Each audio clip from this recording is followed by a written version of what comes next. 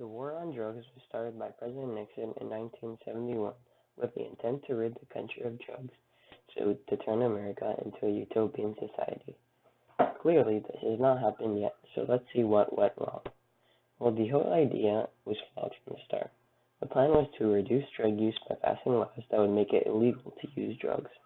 Sounds good at first, but then you realize that people do not work that way. These laws did not deter anyone, and so we were left with overflowing prisons.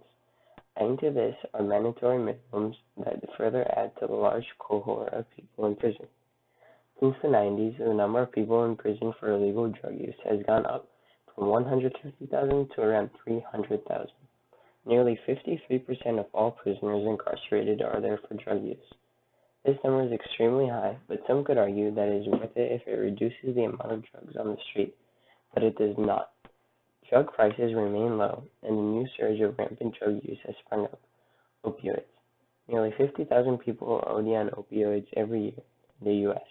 The war on drugs has clearly not worked, as there is around 23 million people in the U.S. that are drug addicts. 70,000 of these OD each year. There are other problems with these laws as well. They are racist and unjust. Many of these laws violate the Fourth Amendment.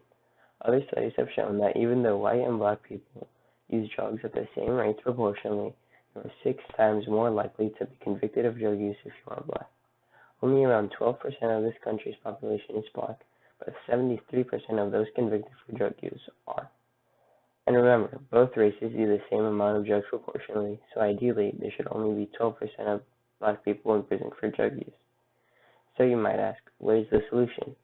Not incarceration, that's for sure. One study showed that prisoners that were sent to a specialized drug rehabilitation facility and those that were given aftercare services after they were released were 44% less likely to return to prison than their traditional counterparts. Some sources argue that the problem is the illegal surge of immigrants coming to America to sell drugs for cheap. But even if this is the case, it is the U.S. government's campaign failure that has led to this problem. All the evidence points to it. So clearly, the war on drugs failed because the idea is flawed, and racism has corrupted the whole program.